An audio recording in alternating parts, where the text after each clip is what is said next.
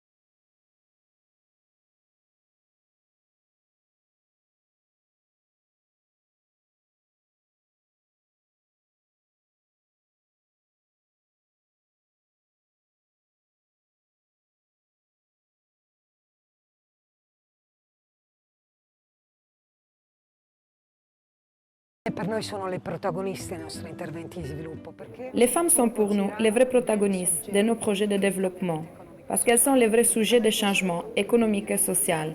Et pour nous, ça, c'est contribuer à la sécurité alimentaire.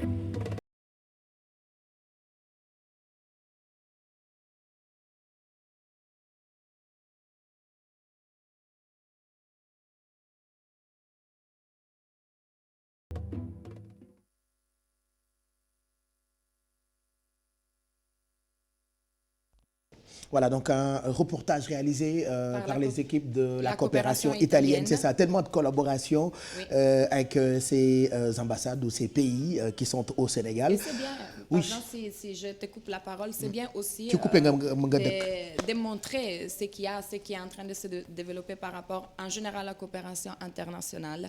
Et c'est un extrait d'un reportage que les gens peuvent trouver aussi sur YouTube.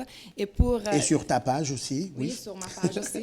Et pour citer aussi l'expert de genre de la coopération italienne qui est intervenu sur les reportages Giuliana Serra. Donc l'Italie vraiment a visé beaucoup sur l'empowerment des femmes au Sénégal.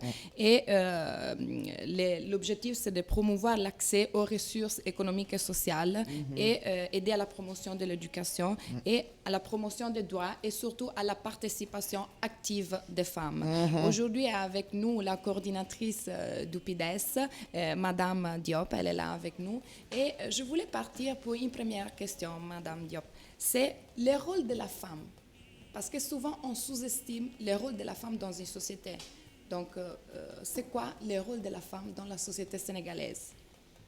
Oui, je voudrais d'abord saisir l'occasion pour féliciter et souhaiter bonne fête, parce que comme vous le savez, hier c'était la grande fête des femmes, la journée internationale de la femme, qui a été célébrée par le ministère de la Femme, de la Famille et de l'Enfance au niveau du Grand Théâtre, où nous avons même refusé du monde, et profiter de cette occasion justement pour féliciter Madame le ministre qui a pu organiser cette rencontre qui a permis aux acteurs de tous bords de partager et d'échanger à travers des panels sur des thématiques clés liées aux objectifs de développement durable, mais aussi pour les aspects liés à l'équité et l'égalité de genre.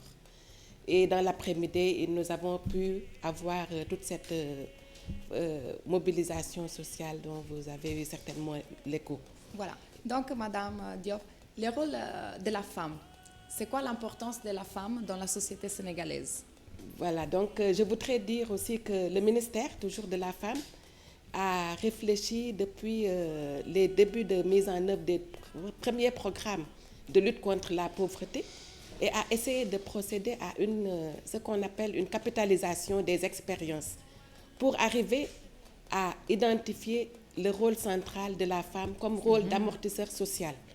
Donc les femmes ne sont pas considérées comme porteurs de besoins, mais plutôt comme porteurs de potentialités.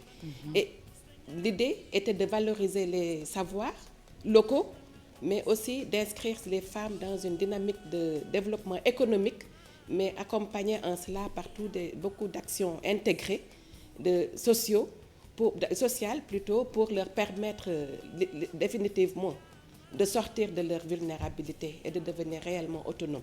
Voilà. Donc c'est pour cette raison que nous parlons plus d'autonomisation socio-économique, parce que pour cela, il faut, une fois qu'on a reconnu leur rôle central et leur potentiel productif, il s'agit maintenant, dans un second temps, d'essayer de libérer ce potentiel en les accompagnant.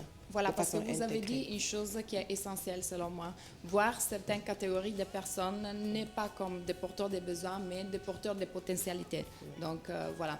Et dans ce sens-là, est-ce que vous pouvez expliquer un petit peu au public qui nous suit c'est quoi les projets PIDES? Voilà.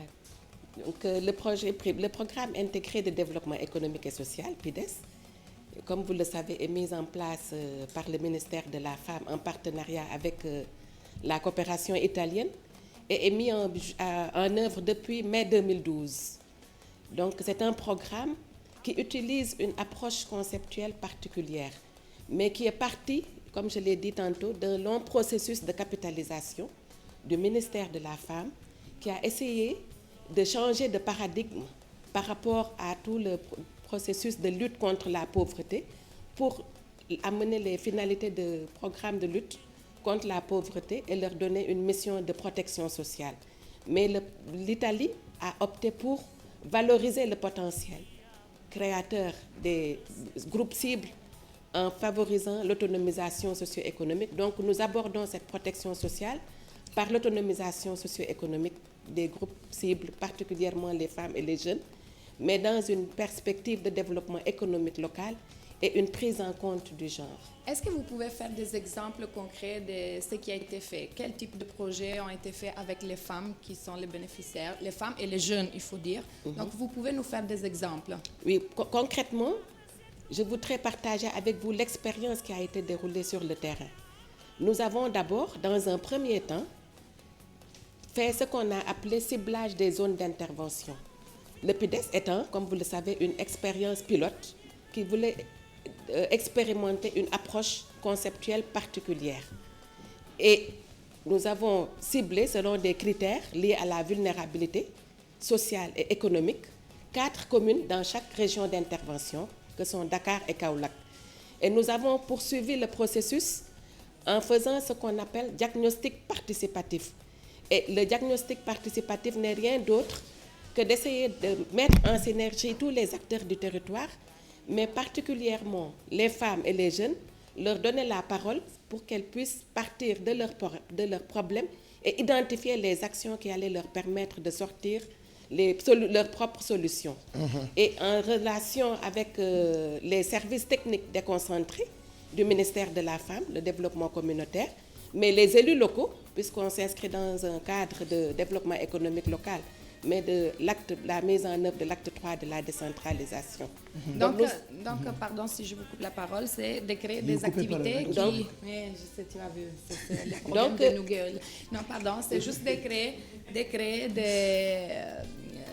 des activités qui puissent créer à leur tour des revenus pour ces femmes. Donc, aider ces femmes à devenir indépendantes au niveau économique, n'est-ce pas? Oui, nous avons pu, après le diagnostic dont je parle, avoir un plan de travail, un plan d'action régional pour bien maîtriser notre situation de référence, parce qu'on fait toujours critique qu'on a des problèmes de suivi et évaluation dans les projets et programmes. Donc nous avons en amont, nous sommes inscrits dans cette logique gestion axée sur les résultats, mais le contenu essentiel de ces plans d'action, c'est l'autonomisation économique à travers des lignes de crédit, mais conduit de façon participative avec les élus locaux, les populations, les acteurs porteurs de développement communautaire, les services techniques déconcentrés qui accompagnent gratuitement les populations dans l'élaboration de leurs projets. Et tout l'accompagnement, nous avons élaboré aussi une stratégie d'intervention de proximité avec les mutuelles partenaires, où nous avons mis pour un coût montant global de 675 millions de francs CFA dans les différentes mutuelles pour soutenir l'autonomisation économique. Et nous avons accompagné, essayé de concilier cette dimension économique et sociale en mettant en place des boutiques de droit. Les boutiques de droit, voilà. Auxquelles les femmes peuvent se rendre pour discuter de leurs problèmes, avoir des services juridiques gratuits. Des aides, des aides. En partenariat avec l'association des juristes sénégalaises. On rappelle que c'est les boutiques de droit, donc pour les gens qui veulent chercher. Et voilà, je pense que pour terminer un tout petit peu, une femme qui a envie de se rapprocher de ce qui a été fait par l'EPIDES ou qui a envie de trouver ou accéder à ces projets de soutien aussi, comment elle peut faire? Pour l'instant, je voudrais dire que nous sommes dans 8 communes de la région, des 2 régions, comme je l'avais dit tantôt. Nous sommes à Cambérène dans le département de Dakar, Yène pour Rufisque, Médina Gounass pour Guédiawaye et Pikine Guinaw Rail Sud. Très bien. Donc, vous pouvez vous rapprocher des services techniques du développement communautaire. Et nous essayons de promouvoir la bonne gouvernance et la participation. Donc, nous développons l'approche quartier et les conseils de quartier sont accompagnés. Donc, le PIDES, certainement que je n'aurai pas l'occasion de vraiment m'étendre du fait du temps qui m'est imparti, mais je voudrais seulement dire que le PIDES aussi s'inscrit dans cette dynamique de développement économique local, mais aussi dans l'accompagnement des élus locaux et de tous les acteurs de manière globale. Le renforcement de capacité se fait depuis les acteurs directs, femmes et jeunes, en passant par les services techniques déconcentrés pour qu'ils puissent assurer l'élaboration des projets et leur suivi, tout l'accompagnement, et les élus, les maires et élus locaux, pour leur permettre d'intégrer ces dimensions genre et protection sociale dans tous leurs outils de planification. Voilà. D'où l'intérêt d'avoir des conseils de quartier forts qui peuvent promouvoir le rôle de citoyens, donc d'acteurs porteurs de potentialité. Ce qu'on disait, on se reconnecte à ce qu'on disait au tout début pour ce qui concernait l'empowerment des femmes. Donc c'est l'autodétermination. Pour tout ce qu'ils veulent chercher, aussi sur YouTube, vous pouvez trouver des reportages sur les boutiques de droit. Donc vous pouvez voir ce qui a été fait avec des expériences des bénéficiaires. Et pour tous les gens, vous pouvez aussi contacter la coopération italienne et demander du PIDES. Merci beaucoup, Madame Diop. Merci beaucoup, Madame Ba, Ayo Aïssatou Diop Ba, coordonnatrice du programme de développement local PIDES, bien expliqué par Chiara. Il y a tellement de choses yu fi am yoo xamante ni askan wi xamuñu ko, mais daf ciy baax itam ñu koy xam yu mel ni collaboration yu am solo yu nii. En tout cas, merci. Je reste convaincu que vous reviendrez prochainement pour qu'on parle encore de ce que le ministère fait pour les femmes, parce que defe naa am na solo. ñu ngi leen di sargalaat ci démb taxawaay bi nga xamee ne ministère bi amal na ko jëmoon ci bis bi ñu jagleel jigéen ñi. Merci. d'être passé nous voir merci jërëjëf Chiara. Je rappelle que entretien bi mën ngeen ko amaat ci suñu site internet www.igfm.sn wala sax ci YouTube /TFM ou bien ci page officielle bu Chiara.